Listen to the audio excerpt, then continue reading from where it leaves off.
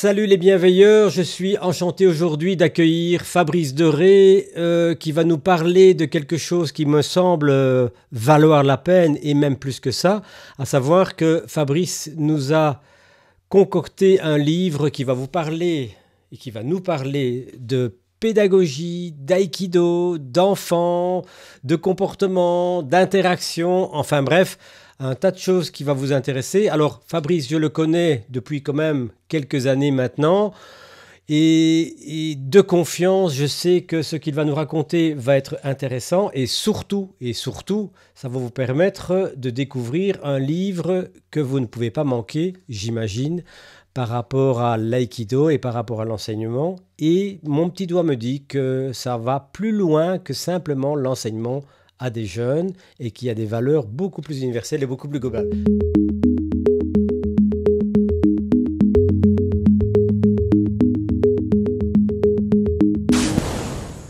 Fabrice, bonjour, merci d'avoir accepté l'invitation. Bonjour Christian, merci à toi.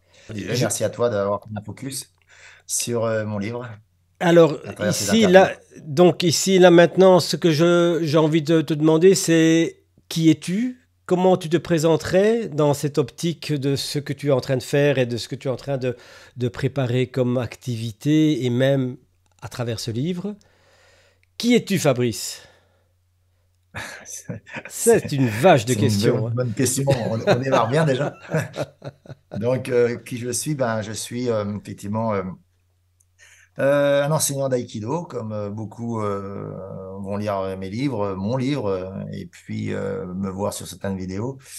Depuis plus de 20 ans, j'enseigne sur les enfants, bien sûr, en direction des enfants et vers les adultes aussi.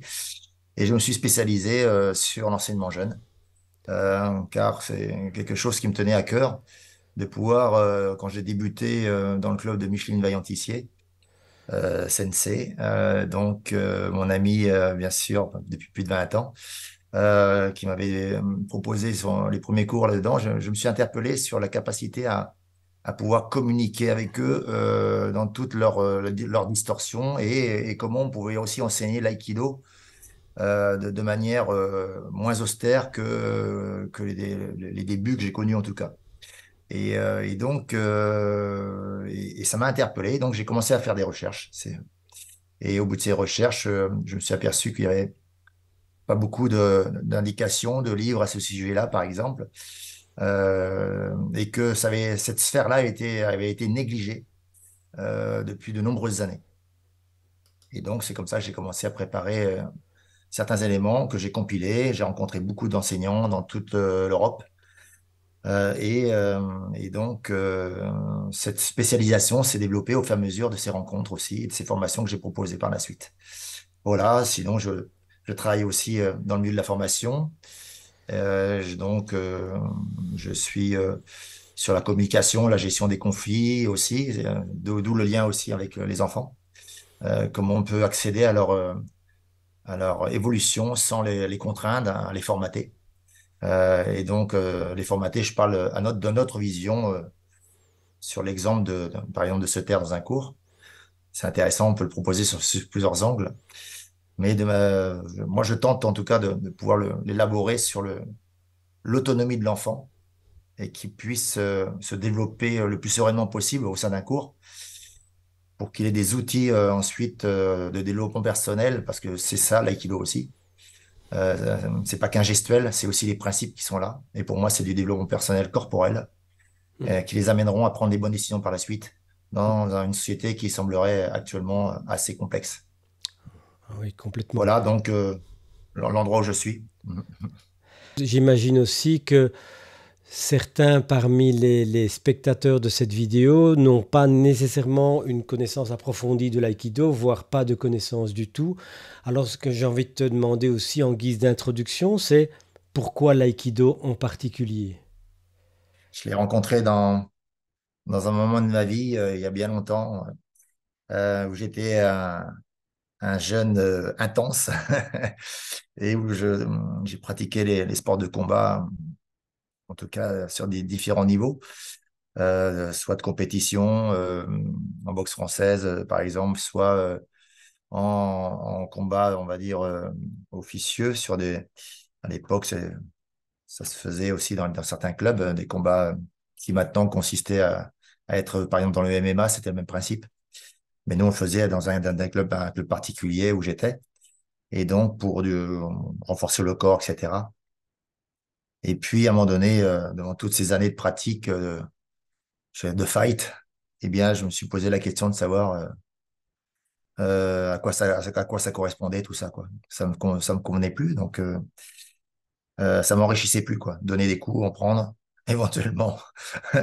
Et puis, je voyais pas la philosophie là-dedans, et ça correspondait plus à ce que j'étais dans mon processus de découverte. Donc, je me suis arrêté pendant 2 ans de tous ces sports de combat. Pourtant, les arts martiaux, c'est ma vie aussi. Donc, c'était nécessaire pour avoir un temps d'échange avec moi-même. Et j'ai rencontré l'aïkido en poussant une porte d'un dojo un jour. Simplement, et ça m'avait intrigué, quoi. J'ai dit, tiens, les gens en jupe, ça pourrait être intéressant. Donc, j'ai tenté d'y aller. Et j'ai absolument rien compris de ce qui se passait. Donc, à l'époque, je suis à la fédération, à la FF3A. Mais à l'époque, j'ai commencé par la FAB, FF ABB, parce qu'en France, il y a deux fédérations. Et donc, et puis, voilà, c'était Lionel Grossenmayer, un haut gradé qui n'est plus de ce monde-là maintenant, mais qui, me voyant, jeune débutant, m'a venu me voir, il m'a dit ah là, ça va pas être bien pour toi pour l'aïkido, je pense pas, quoi. C'est pas connecté, je crois. Donc, dans ma tête, je me suis dit, ah ouais, eh ben, c'est comme ça. Et puis, dans mes pérégrinations, eh bien, je suis parti de l'endroit où j'étais à l'époque, d'une région de France. Et je suis descendu dans le sud. Et c'est là que j'ai rencontré Micheline Vaillantissier, petite blonde dynamique et très martiale, et qui m'a fait découvrir l'aïkido, le sens du mouvement et du contact. Et à partir de là, quand je me suis retrouvé 3 fois par terre lorsqu'elle m'a sollicité pour donner un coup de poing, un Tsuki, pardon, eh bien, sans qu'elle me touche pour, voilà, juste un déplacement et un déséquilibre. Et là, ça m'a interpellé quand même. Et Et c'est donc comme ça là, que il y a eu un il y a véritable une vraie rencontre. virement de bord, une véritable transformation. On a dit, ça, j'avais jamais vu avant, ou Ouais. pas comme ça. C'est ça, en fait. Complètement, je ne comprenais pas ce qui se passait. Et ne serait-ce que dans la sensation intérieure, je me suis dit, il y a quelque chose que je dois découvrir. Il y avait quelque chose qui m'avait interpellé grandement, quoi. Et puis, bien sûr, quand on s'écoute intuitivement parlant, sans faire attention, ou en tout cas s'accrocher à son ego, ce qui est d'ailleurs dans l'enseignement, j'en parle beaucoup aussi, cet ego surdimensionné quelquefois, qui nous amène à peu d'humilité, donc à peu d'apprentissage derrière. Eh bien, je me suis, en rencontrant cette intuition intérieure liée à l'humilité, de dire, tiens, là, il faut que j'ai des choses à apprendre et à connaître. Donc, c'est comme ça que j'ai Ouais. commencé à me développer. Mm. Tu me tends la perche justement pour ma question suivante, à savoir effectivement, donc tu es venu, on pourrait dire, d'une forme de pratique martiale, on pourrait qualifier de dure, en tout cas de ferme, ou en Oui, tout cas visant l'efficacité, véritablement le combat à quelque chose, où tout d'un coup, tu découvrais qu'il y avait un sens à découvrir, presque à recommencer, à redécouvrir. Et de là, effectivement, en fait, justement, parce que je crois bien savoir que tu es convaincu que l'aïkido, ça ne se passe pas uniquement sur le tatami, uniquement dans le dojo, mais qu'il y a des répercussions dans la vie de tous les jours et dans le quotidien, non? oui, complètement. Oui, oui, on a, à mon sens, bah, déjà, on le voit bien dans l'enseignement jeune. J'ai parcouru en tout cas, la France et l'Europe et puis aussi l'international.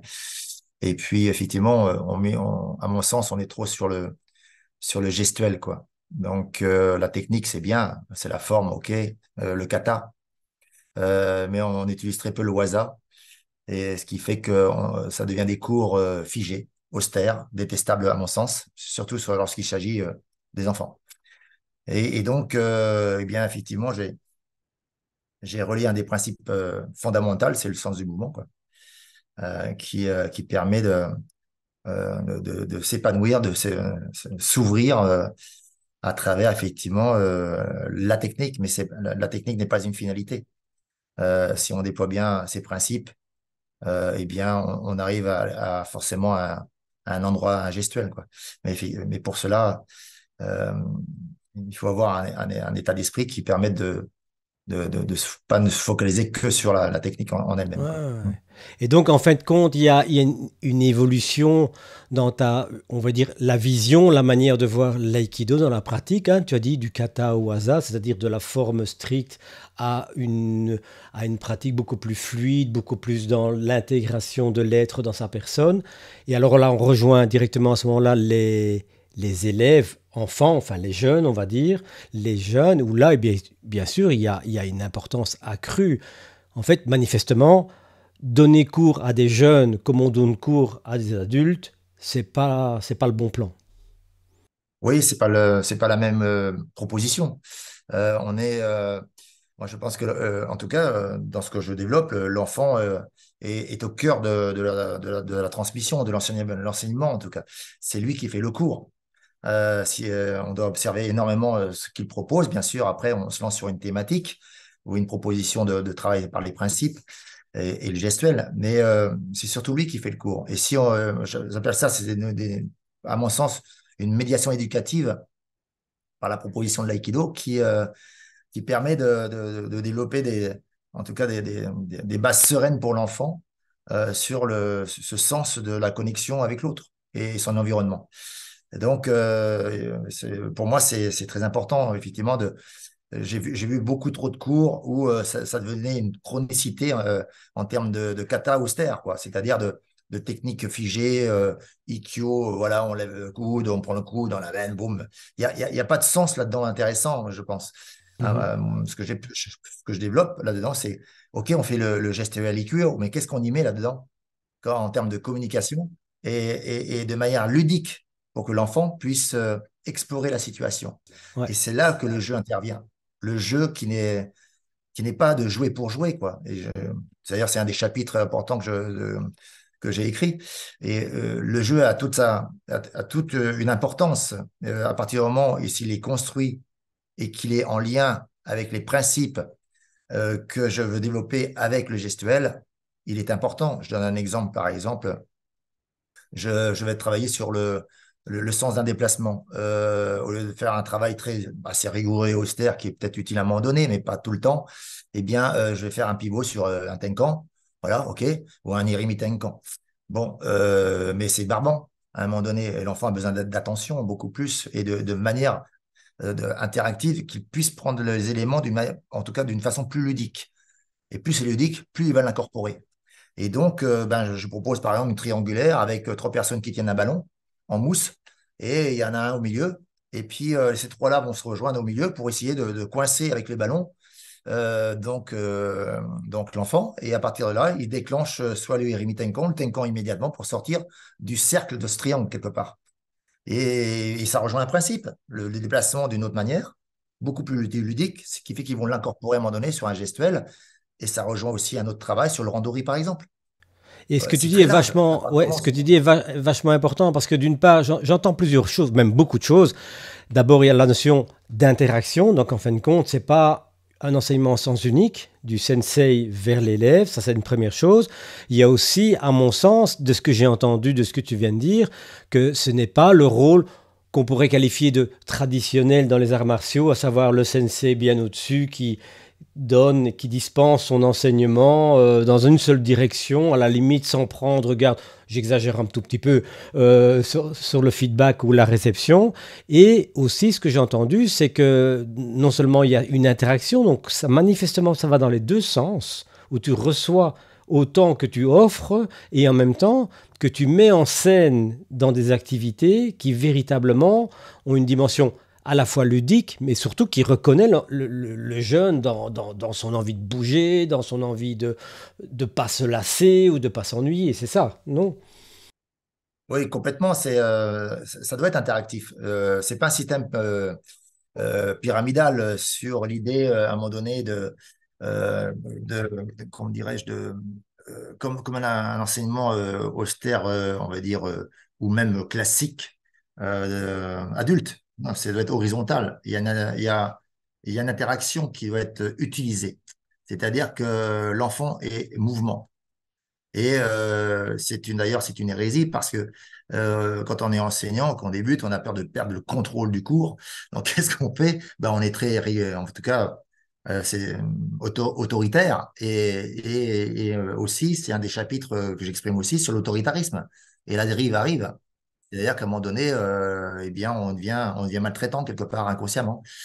Cette source horizontale j'appelle ça issu de l'andragogie, c'est-à-dire que tout le monde doit s'apprendre là-dedans, avec l'enseignant qui doit avoir la maîtrise d'un cours, hein, pas le contrôle du cours, ce qui est différent. La maîtrise, c'est-à-dire accepter les inattendus. Et ce qui est beaucoup plus intéressant, justement d'être confronté à des inattendus. Hmm. Et moi, ce que je propose dans les outils, notamment de neurosciences, entre autres, c'est comment je peux interpeller l'enfant sur sa manière de me proposer quelque chose sans le figer comment dirais-je, dépolluer sa créativité. Ce qui fait qu'à un moment donné, quand un enfant intervient, à un moment où j'explique quelque chose, par exemple, je le prends en considération. Soit je lui dis, écoute, effectivement, je t'ai bien entendu, je vais venir vers toi et on va voir ta proposition. Soit tout d'un coup, ce qui m'intéresse, c'est ce qu'il va faire avec moi. Je lui dis, tiens, viens me montrer au milieu avec moi alors. Il me montre quelque chose et à partir de là, j'ai un travail sur lequel j'ai lancé le cours et puis à partir de là, on rebondit sur ce qu'il a fait. Et ce qui veut dire que Interpellant. quand les autres voient ça, ils sont source de propositions. C'est ça. C'est qu'ils doivent être source de propositions.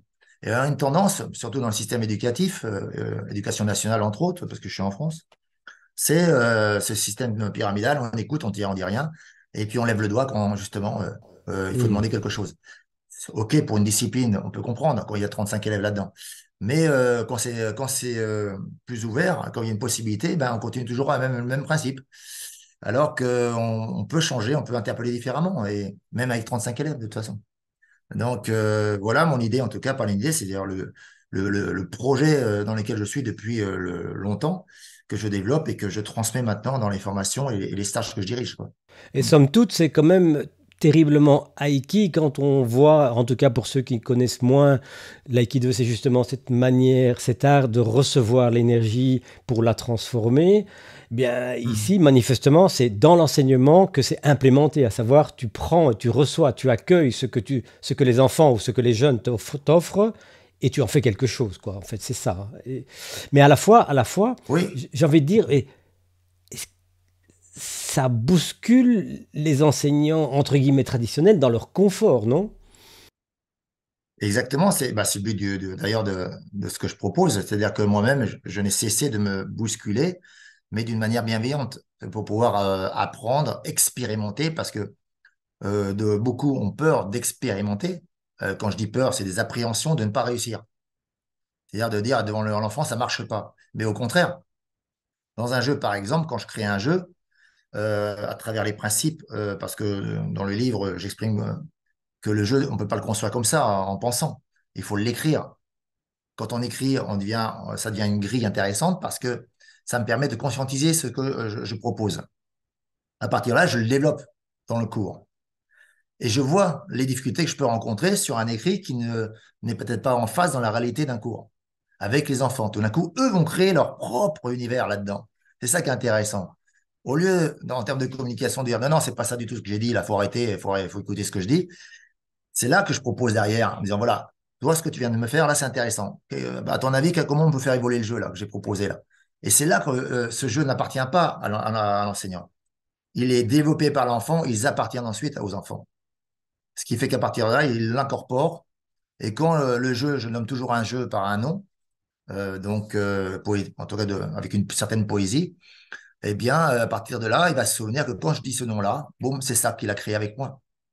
Et donc, Ah à oui. partir de là, c'est là qu'on développe le principe. Et ce jeu-là doit être développé dans le sens du cours et pas n'importe où, n'importe comment, à n'importe quel endroit. C'est là justement que le timing est important. Ce que je propose, c'est de transformer des réflexes en tant qu'enseignant de protection-fermeture en ouverture-accueil. Hmm. Et donc, ça permet de commer là-dedans ces notions de fuite-séparation en rencontre-liaison. Voilà. Et puis, derrière, cette gestuelle technique austère et rigoureuse, eh bien, se développe sur beaucoup plus l'échange et le contact.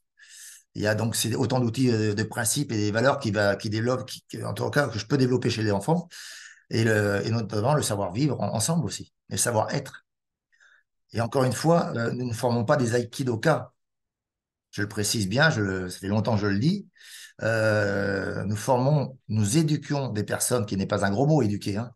C'est-à-dire porter à connaissance à. Donc, on porte à la connaissance des enfants l'univers de l'aïkido par les principes. Ça passe par le corps, tant mieux. Et à partir de là, pour mieux qu'ils puissent interagir avec l'environnement dans lequel ils sont, que ce soit l'école, la famille, les amis, peu importe. On leur propose des outils. Et puis là-dedans, bah, s'il y a 1% qui va être aikidoka professionnel, bah, tant mieux. Mais c'est pas le but de l'enseignement jeune. Ouais, ouais.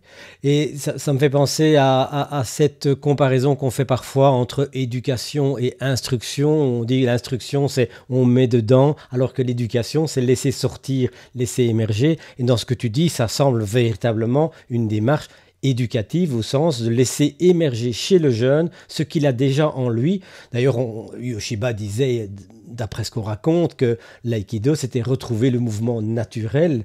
Et qui de plus Ouais. naturel que les jeunes ou les enfants, en tout cas. C'est ce qui me semble. Ce que je voulais te demander encore, c'est justement par rapport à ce mode d'enseignement qui n'est pas justement, comme on dit, ex cathedra, c'est-à-dire du haut vers le bas, où là on va dire, ok, tu fais comme ceci, si tu fais pas comme ceci, tu as fait une faute ou une erreur. Quelle est la place de l'erreur ou de la faute dans le comportement de l'enfant, dans sa réaction par rapport à ce que tu proposes ou par rapport à ce qu'ils se proposent entre eux d'ailleurs? À mon sens, l'enfant ne fait jamais de faute.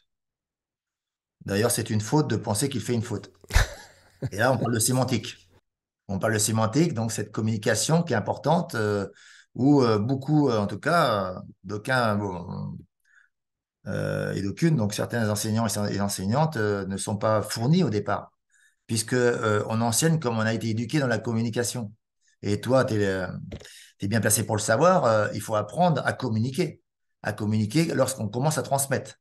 Et on doit transmettre différemment de ce qu'on a reçu comme, dans le système éducatif, qui est bien en soi à un moment donné, mais qui est souvent obsolète par la suite, puisqu'il y a une toxicité, ce que je mets dans le livre, qui est prégnante à un moment donné où tout d'un coup, effectivement, l'enfant, on l'accuse qu'il a fait une faute sans nous en percevoir, alors que c'est pas du tout notre intention. Hmm. Et moi, ce que je propose à travers ces deux endroits, c'est que la sémantique est importante. Le mot, c'est le kokodama. Les Japonais le disent bien. Dans un mot, il y a un esprit. Quand ils disent ça, c'est qu'il y a dans le mot, il y a de l'affect. Et dans cet affect-là, ben, si on manipule un mot d'une certaine manière, il va rendre joyeux quelqu'un et le même mot va le mettre en colère l'autre. Tout va dépendre de la manière dont on va le développer aussi. Donc, ce qui va être important, c'est de comprendre que on est quelquefois dans les travers linguistiques, le langage et l'erreur. Si je peux opposer ces deux termes, l'erreur a une haute valeur morale. C'est celui, justement, de pouvoir être créatif par la suite. Hmm. C'est-à-dire que l'enfant a proposé quelque chose, il a fait certes une erreur par rapport à votre vision, ça marche, mais l'idée, c'est de rebondir sur cette erreur. Et tu vois, ce qui m'intéresse, c'est ce que tu viens de faire, ça. Tu peux me le montrer. Moi, je le vois comme ça. Est-ce que tu peux le faire pour voir s'il y a quelque chose qui change en toi, par exemple? C'est 30 secondes. Et là, tout d'un coup, je ne dirais pas, tiens, tu as fait une faute là, tu m'as pas écouté. Quelque part, c'est ça, hein. Et donc, à partir de ce moment-là, je valorise l'enfant sur cette erreur créative qu'il a faite. Tu vois, grâce au fait que là, effectivement, tu as fait quelque chose qui n'est pas forcément que j'ai montré, mais c'est très intéressant. Et bien, et c'est là comme ça que je vais l'utiliser. Et donc, si je mets la faute, ça a une valeur de punitive, bien sûr, la faute, hein. Ouais. C'est la valeur de l'idée du bien et du mal. C'est pas bien ce que tu as fait. Moi, je vais te montrer parce que je sais. Même, je pars du principe qu'en tant qu'enseignant, je ne sais jamais. À partir de là, je rencontre une certaine forme d'humilité intérieure qui me permet d'être beaucoup observateur de la situation pour développer avec le peu de connaissances que j'ai acquis quelque chose d'intéressant pour l'enfant et pas pour démontrer ce que je sais Ouais. faire déjà. Hmm. Ouais, ouais, ouais, ouais, tout à fait. Tu vois. C'est terriblement étonnant. On pourrait avoir tendance à croire, on dit, oui, bon, c'est jamais qu'un petit bouquin d'exercice dans lequel on va leur bazarder pour occuper les jeunes en attendant le cours adulte, hein. Enfin, on voit un petit peu parfois ça, un peu, c'est le cours qu'on remplit. Ici, c'est véritablement, enfin, c'est comme ça que je le perçois, c'est véritablement pas dire une révolution, mais un changement notable, à la fois dans la manière de voir, dans la position de l'enseignant face à ces jeunes, dans la manière d'enseigner et dans la manière de transmettre, et surtout dans la manière de révéler, OK, il n'y a pas une vérité d'un côté et des erreurs de l'autre, il y a effectivement un processus créatif dans lequel l'aïkido, j'imagine quand même, apporte des bases, apporte des éléments que tu vas après récupérer et valoriser en fonction de comment ils vont réagir. Alors, mais j'imagine bien sûr, et c'est un peu un mot à la mode aussi, c'est que c'est de voir que tous les enfants sont au potentiel, tous les enfants sont hyperactifs. Comment tu fais sur un tatami quand tu as ce qu'on appelle des hyperactifs, pour autant que ça existe? Oui, les célèbres hyperactifs. Effectivement, qui est hyperactif? Nous, en pensant qu'ils sont hyperactifs et en ayant peur de ces personnes-là parce qu'ils sont tellement vivants, effectivement. Et quelquefois, c'est compliqué. Ou eux qui sont dans un sens du mouvement. Et d'ailleurs, je vais revenir à ta question, mais c'est le mouvement qui fait la technique et non le contraire, hein. Ouais, Qu'on s'entende bien. Donc, à mon sens, faire de la pédagogie, c'est chercher des moyens d'allier ces deux entités, non de les séparer. ouais. Donc, à partir de ce moment, le sens du mouvement et la réalisation technique ne doivent pas constituer dans notre esprit une forme de dualité, quoi. Et donc, à partir de ce moment-là, je vais utiliser le sens naturel de l'enfant dans son mouvement. Effectivement, si je raconte que là, sur une démonstration que je propose, un enfant hyperactif va bouger sans arrêt, va être sollicitant, bref, et je lui dis qu'il arrête de faire ça et qu'il me regarde, ça va pas le faire. C'est pas pour autant qu'il va le faire, autant normalement en tout cas. Hmm. Et moi, l'idée, c'est que justement, c'est de lui proposer de venir avec moi. Et je lui dirais, bah, comme c'est déjà fait une fois, même plusieurs fois de suite, ça fonctionne, sans que ce soit une stratégie particulière, mais un sens inné de la situation qui me permet de dire, tiens, c'est ce mouvement-là que je dois en tout cas proposer avec cet enfant-là. Donc, je le fais venir avec moi. J'écoute, viens voir, t'as vu ce que je faisais, donc on va aller voir les autres. Alors là, bien sûr, pas de jugement, hein, c'est juste voir, qu'est-ce que tu en penses? Alors, je commence déjà à le rendre curieux, quoi, de quelque Hmm. chose sur lequel il n'a pas forcément envie. Et puis, à ce moment-là, eh bien, il se déclenche un élément qui a, à mon sens, un élément de coopération. D'accord? Pour mieux collaborer avec lui. Ça aussi, les mots sont importants. Et donc, et surtout mieux collaborer avec les autres. Et donc, à partir de ce moment-là, je l'incorpore dans le mouvement d'un binôme parce qu'il a proposé quelque chose. Il me le montre, je lui montre, montre-moi ce que tu voulais faire. Et non seulement je lui ai proposé d'être lui-même enseignant aussi, Hmm. puisqu'il propose quelque chose à travers un travail, mais je propose aussi de travailler sur le vivre ensemble, avec les autres, avec sa différence. Et donc après, je vois que ça marche et je m'en vais, je passe à autre chose, je vois les autres binômes et le cours en lui. Et puis à partir de ce moment-là, il se développe 5-10 minutes, mais c'est suffisant. On peut pas figer quelqu'un à un enfant. Si c'est 5 minutes, c'est 5 minutes, mais d'habitude, il a même pas la capacité de rester sur une minute, tranquille. Donc c'est là que faut faire attention à l'idée du résultat qu'on va avoir. Il faut y aller étape par étape, doucement, et au fur et à mesure du temps. On ne s'est pas construit nous-mêmes, on n'a rien de temps. Donc cet enfant, il est sur une base, il commence quelque chose de sa vie. Donc l'aïkido peut lui apporter le mouvement de la lenteur et de l'observation, mais à travers l'enseignement que je peux proposer, c'est-à-dire un enseignement qui va être souple, bienveillant et attentif à la difficulté de l'autre. Ouais, ouais, super intéressant. Une question peut-être un peu compliquée ou difficile. Comment sais-tu à la fin d'un cours avec des jeunes que tu as fait un bon cours? Il y a cette notion aussi de jugement avec soi-même, c'est-à-dire la peur, effectivement, je disais tout à l'heure, la peur de ne pas réussir un cours, la peur de ne pas les intéresser. Et encore une fois, avec la haute valeur morale de l'enseignante ou de l'enseignant, hein, qui veut bien faire les choses, bien sûr. Mais quand j'étais à un moment donné dans le milieu de l'ébénisterie, j'avais un de mes maîtres qui me disait le mieux est l'ennemi du bien. C'est surtout lorsqu'on était en train de poncer une marqueterie et que tout d'un coup, on voulait encore poncer, et puis paf, il y avait le trou et il fallait tout recommencer. Donc, eh ben, c'est exactement la même situation dans un cours. Il faut faire simple, simple, souple dans le sens interactif avec l'enfant, proposer des échanges, ne pas effectivement être dans l'appréhension de perdre en crédibilité parce qu'on n'a pas su faire, de l'exprimer émotionnellement parlant. Bah là, écoutez, là, j'ai pas été très clair, effectivement, je vais recommencer. Ça les rassure, mais aussi à travers les consignes, ça les rassure aussi, des consignes claires et précises. Si dans un jeu, par exemple, les consignes ne sont pas claires et précises, c'est que nous-mêmes, nous ne l'avons pas bien modélisé intérieurement. Donc, pas écrit, pas conscientisé, ce qui fait que c'est n'importe quoi.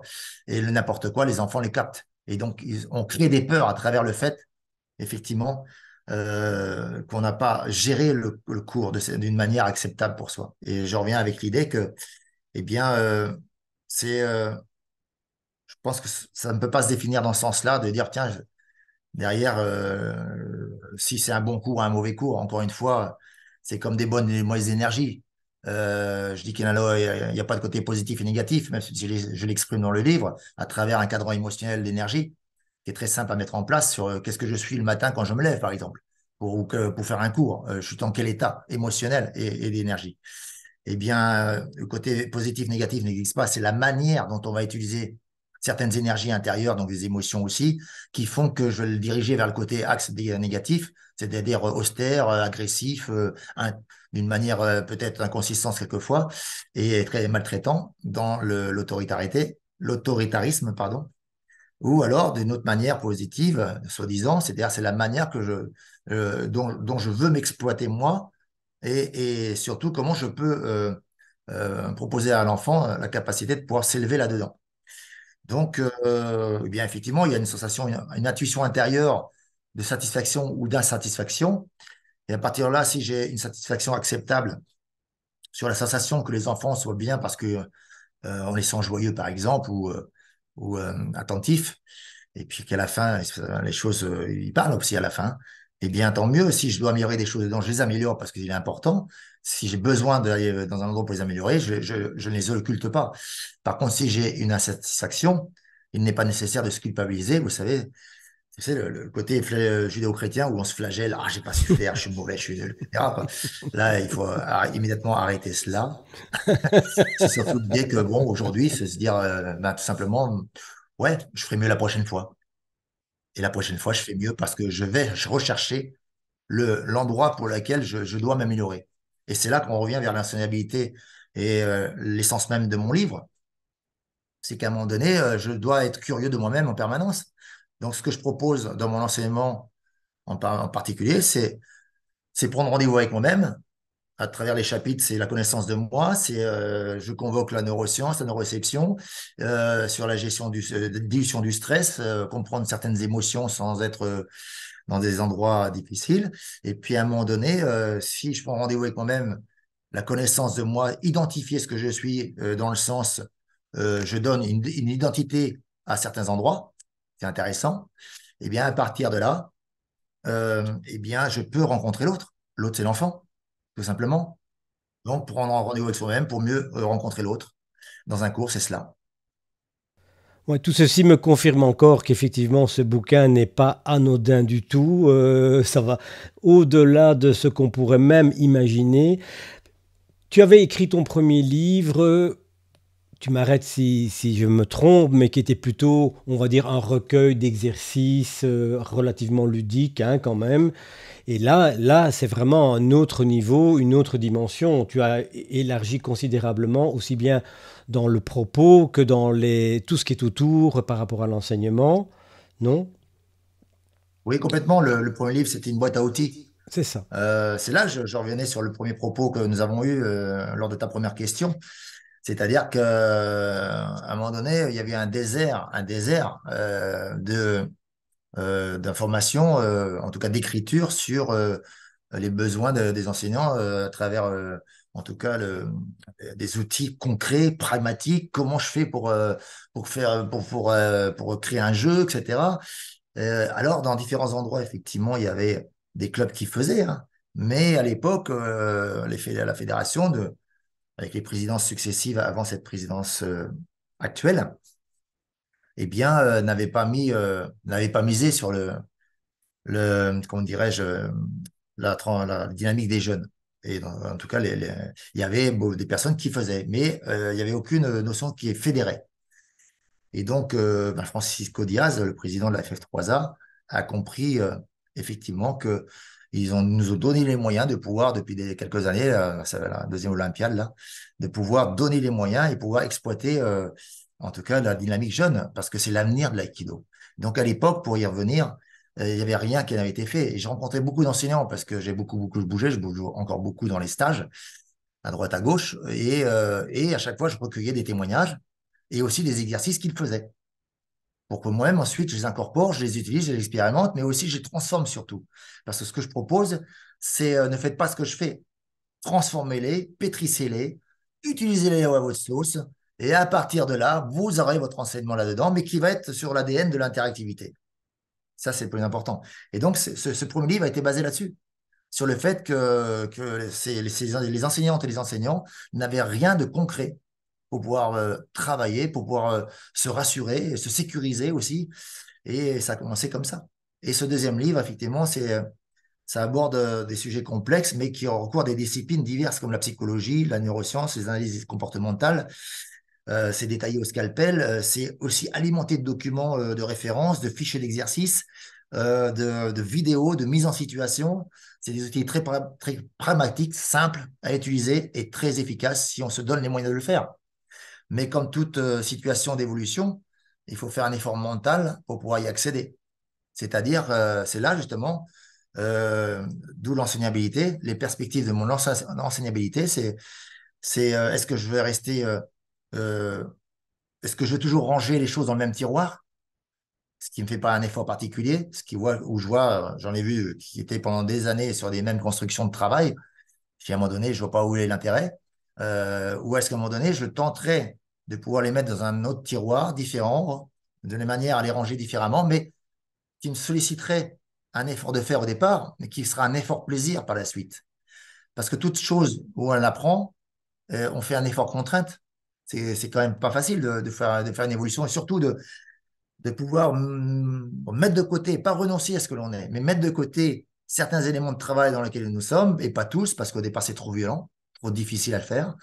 Mais à un moment donné, mettre de côté pour pouvoir incorporer d'autres sphères de travail, les expérimenter, les modifier, les pétrir et surtout les maîtriser pour ensuite travailler sur une évolution de son travail Ouais, super. d'enseignant.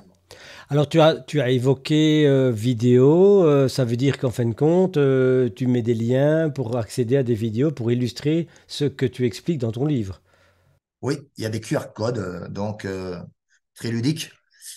Il y a 150 QR codes, notamment sur des vidéos, sur le deuxième chapitre qui est dédié à l'aïkido, le sens du mouvement, les jeux et différentes pratiques et d'expérimentation dans lesquelles j'étais. Donc, c'est pas une liste exhaustive, hein. Je dis voilà ce que j'ai proposé, voilà ce que je propose. Et à travers ça, il y a des noms, il y a non seulement les QR codes, mais aussi l'explication de ce que je propose d'une manière assez claire. En tout cas, je le souhaite. Et qu'à partir de là, il y a non seulement le visuel, mais il y a aussi l'écrit, quoi. Donc, et puis, il y a un troisième chapitre qui est lié aussi. J'ai fait intervenir deux personnes, des connaissances sur l'idée du grade, et parce qu'il y a aussi une problématique sur des endroits, par exemple, comment on peut donner un grade, comment on peut faire évoluer un grade, et surtout arriver à la dynamique, à la sphère de l'aiki et de l'akama. Donc, aussi, là, on ne donne pas l'akama pour le donner comme ça. Il y a aussi un aspect éducatif important. Et quand j'étais en Tunisie l'année dernière, on m'a sollicité sur cette question-là. Les enfants là-bas, ils ont le hakama à 3 à 4 ans. C'est leur manière, en tout cas, d'interagir avec eux, puis avec les parents aussi. Alors, d'un point de vue peut-être commercial ou autre, ça se respecte, mais effectivement, j'exprime d'ailleurs sur un épilogue de ce chapitre-là, ce que ça enlève certaines perspectives à l'enfant. À un moment donné, quand il arrive à évoluer à l'adolescence, ben, s'il a le hakama, qu'est-ce qu'il y a derrière? C'est le Graal, ça, quelque part. Et là-dedans, il y a il y a toute une histoire, l'histoire de l'aïkido en général. Donc voilà, faire très attention à ces endroits, de pas donner pour donner, d'accepter aussi avec une communication, de ne pas donner un grade sous prétexte qu'effectivement il faut le donner, mais que ce soit une valeur morale aussi là-dedans. C'est pas forcément que la technique aussi à féliciter sur un passage de grade, mais c'est aussi, il y en a qui sont pas forcément doués comme enfants, comme d'aucuns, en tout cas certains ou certaines, physiquement parlant. Donc il faut aussi les féliciter et rendre compte de leur travail sur l'endurance dans une année, par exemple leur capacité de venir, même si le gestuel n'est pas forcément, comment dirais-je, précis. Et ça, c'est pas important parce qu'au départ, il doit pas, jusqu'à l'adolescence, le gestuel n'est pas précis de toute façon. Oui, c'est ça. Et c'est ça intéressant parce que d'une part, tu avais décrit tout à l'heure qu'effectivement, il y a cette spontanéité, il y a cet échange, créativité avec les inputs des jeunes et dans tous les sens. Mais il y a quand même aussi une dimension symbolique et rituelle. Tu l'as souligné avec le hakama, le port du hakama ou les grades. C'est qu'il y a quand même cette dimension-là reste encore présente. C'est pas dire c'est pas la foire d'empoigne, quoi, je veux dire, pour le dire crûment. Il y a quand même une signification qui donne à l'enfant ou au jeune une perspective de progression et qui va être validée, reconnue à certains moments de sa vie, enfin de sa vie de pratiquant, je veux dire, d'aïkido, et qui c'est pas une dimension que tu as enlevée et éliminée, c'est une dimension que tu intègres dans cette pratique créative. Donc ça ne veut pas dire que c'est ou bien, mais c'est les deux à la fois en fait. Oui, oui, puis il n'y a pas que seulement aussi le sens du passage de grade à l'occidental, hein. Il y a aussi à la japonaise, que j'ai déjà fait plusieurs fois de suite, c'est-à-dire dans une année, je fais pas de passage. J'évalue la situation et à la fin, je propose, ou au bout de 6 mois, en général, je dirais, voilà, je leur propose un grade par rapport à telle valeur dans laquelle ils ont été, quels principes ils ont été, et sur la continuité et l'ascension vers laquelle ils sont. Et donc, et à travers ça, qu'est-ce qu'on leur apprend? Parce que ça va être une chronicité, si à un moment donné, c'est une habitude qui va devenir une routine. D'ailleurs, la différence, elle est grande, hein. Routine, je perds le sens de la situation et le sens de ce que je fais. Et l'habitude, c'est quelque chose de répétitif qui est important pour donner des repères psychologiques à l'enfant, mais à soi-même. Mais à un moment donné, on peut aussi, en tout cas, faire évoluer ces habitudes-là pour donner du sens différemment. Et donc, à la japonaise, il est intéressant de savoir que c'est lié directement à la frustration. L'enfant accepte de ne pas passer de passage de grade, de ceinture, pardon, de ceinture, et que c'est pas le but en soi, la ceinture. Parce qu'à un moment donné, il va tendance à avoir le penser, comme les parents d'ailleurs. Quand est-ce que vous faites passer un passage de grade? Eh ben, je leur explique, c'est comme je le souhaite, et puis comme je le sens. Et surtout, je leur explique avant que j'ai deux processus là-dedans. Et eux-mêmes, déjà, il faut désamorcer leur frustration. Parce que à côté, il y aura peut-être la sphère de karaté, la sphère judo, qui eux, ont des passages de grade tous les 2, 3 mois. Et donc, je rentre sur les principes d'aïkido qui sont plus importants pour moi. Ceux qui veulent rester restent, mais je ne les retiens pas les autres. Et à travers ce moment-là, de toute façon, on sait bien que les enfants, les parents qui nous proposent les enfants dans les cours sont des parents qui ont une forte sensibilité. Souvent, les enfants sont régulièrement, en tout cas, sur des difficultés à l'école, c'est-à-dire on les harcèle régulièrement, ils sont différents dans leur manière de s'exprimer, de se comporter, et donc et puis d'autres qui proposent à leur enfant pour justement diminuer leur intensité, leur agressivité ou je ne sais quoi d'autre. Donc c'est un ensemble tout ça. Et le passage de grade, eh bien, c'est pas la ceinture qui est le Graal, c'est les valeurs qui sont derrière. Et donc, à un moment donné, je leur apprends à accepter l'idée d'attendre, à un moment donné, que ça se passe pas comme ça se passe dans toutes les sphères. Et de temps en temps, je reviens effectivement à des endroits à l'occidental avec une ceinture, parce qu'à un moment donné, il faut aussi marquer la situation. Ils en ont besoin aussi. Encore une fois, c'est pas ça ou ça, c'est un mix. Et tout ce que je propose, c'est pas quelque chose de drastique, c'est pas quelque chose de confrontant. C'est justement l'idée de pouvoir dire, nous-mêmes, on a été formatés à un moment donné dans ces endroits-là. Quand je développe des exercices avec eux, dans les formations, notamment avec les enseignants, les enseignantes, ah mais j'entends dire, mais j'ai le droit de faire ça, mais vous avez le droit de faire ce que vous voulez à partir du moment où c'est lié avec les principes de l'aïkido.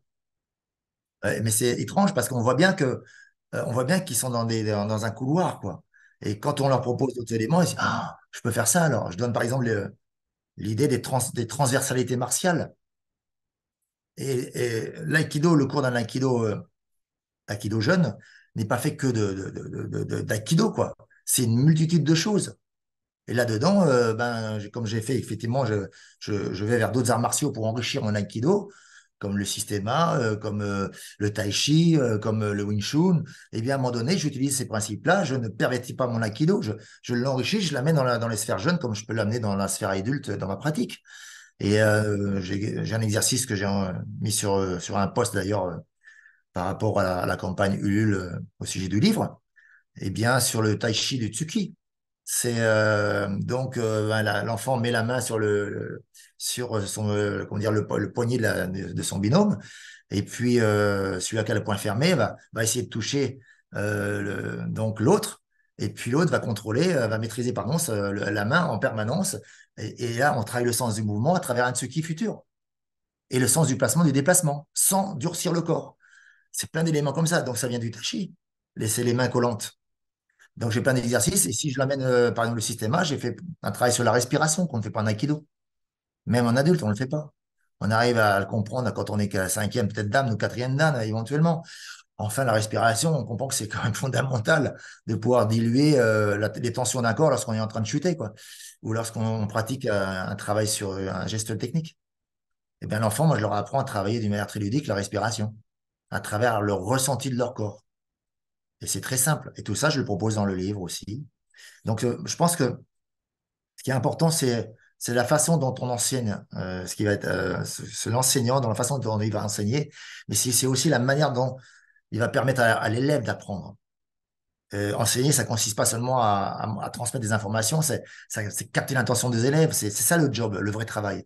Et ça suggère dans la transmission d'un savoir, un contenu et des stratégies d'enseignement qui constituent une méthode de l'enseignement. Et donc relier tous ces éléments-là qui sont avec et non ça ou ça, font qu'à un moment donné, moi-même, en tant qu'enseignant et enseignante, j'ouvre des possibilités du futur. J'ouvre des possibilités créatives. Et moi-même, je me déformate à un moment donné pour évoluer différemment.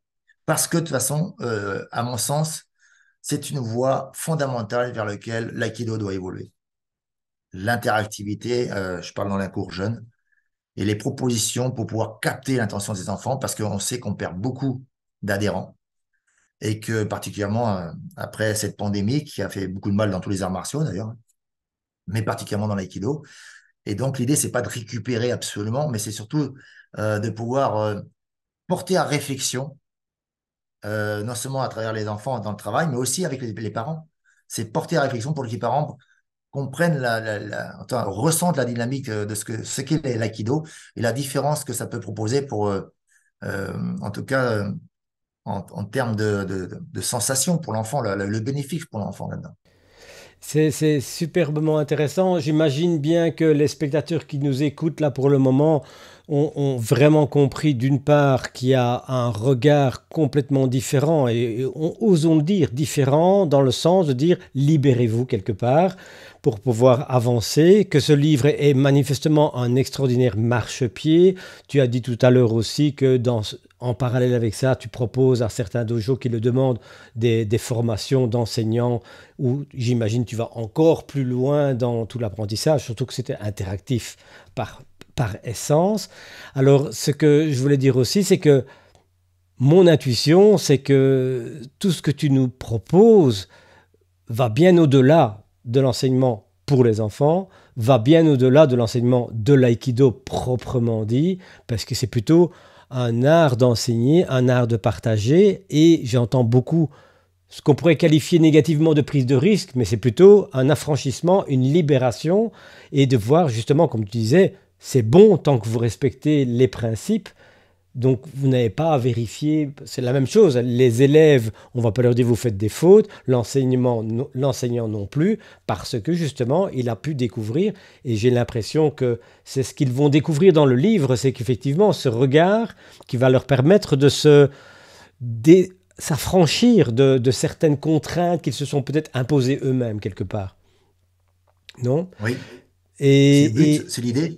Ouais, c'est ça, Hmm. quoi. Alors, je voudrais que tu Oui, dises un petit peu un mot par rapport à l'état du projet de ce livre pour le moment. Donc, en fin de compte, de nous expliquer un tout petit peu comment vous procédez pour arriver à cette publication. effectivement, nous avons lancé une campagne Ulule sur la participation financière de manière à ce que je puisse ensuite, par quantité importante, commander le livre via un imprimeur en ligne. Et comme tout à chacun sait, c'est un équilibre financier. C'est un compte d'auteur. Donc, de toute façon, au départ, on perd de l'argent, c'est sûr. Donc, c'est pas pour l'argent que je le fais, c'est clair.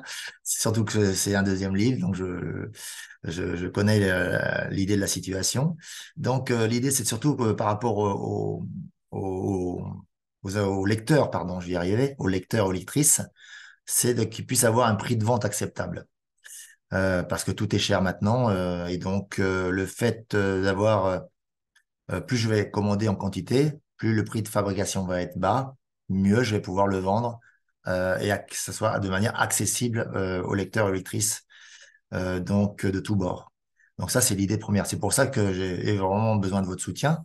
C'est un soutien à un projet beaucoup plus que d'acheter un livre. Donc il y a plusieurs paliers sur lesquels je dois être le premier qui est fondamental, qui est de 4 800 € pour pouvoir avoir un minimum de commandes en quantité.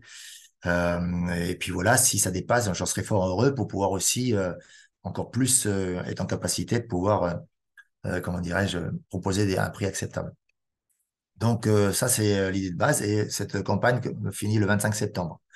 D'ailleurs, elle est sur tous les réseaux sociaux, Facebook, Instagram et LinkedIn principalement. Donc, je suis ouvert à toute proposition. Là aussi, là-dedans, pour l'instant, c'est une campagne qui se fait qu'en France. Mes amis belges et les amis outre-mer, les amis internationaux ne pourront pas y accéder. Mais néanmoins, après le 25 septembre, le temps de construire la boutique en ligne sur mon site, ça sera en vente ensuite de manière internationale de tous les horizons, qui se fera certainement vers la mi-octobre. Voilà. Donc, patientez entre-temps. Et pour ceux qui ont commandé le livre, en tout cas, qui ont donné des dons, soutenu le livre et qui le soutiennent encore, eh bien, je vous demande effectivement de partager, de réseauter, parce que c'est pas encore gagné tout ça, et que vous êtes les acteurs principaux de l'ouverture, de l'éclosion de ce livre aussi. Il ne m'appartient plus. De toute façon, à partir du moment, toi qui as déjà écrit des livres, Christian, tu sais bien qu'à partir du moment où on écrit un livre, dès qu'il est comment dire, je proposé à une dimension de lecture, il n'appartient plus à l'auteur, quelque part. C'est un peu comme les Donc voilà. enfants. Je dirais, une fois qu'ils sont quittés la maison, ils ne nous appartiennent plus, ils nous appartenaient jamais. Mais surtout que ceux et celles qui n'ont jamais écrit de livre ne s'imaginent pas toujours l'aventure que ça représente de passer Ouais. de l'écriture à le document, enfin à l'objet, en fait, à l'objet qui est dans les mains du plus grand nombre. Et ça, c'est effectivement une aventure et je trouve que ça vaut vraiment la peine d'être souligné. Bien sûr, je mettrai dans les commentaires, dans les descriptions plutôt, je mettrai dans la description de la vidéo toutes les informations qui vous permettra de trouver les liens vers le site Ulule et toute autre information qui sera opportune par rapport à ça. Je mettrai aussi les renseignements sur tes sites, etc., etc. Enfin, tout ce que tu me donneras et que tu juges bon de partager. Je vois que le temps passe, on va donc clôturer tout doucement.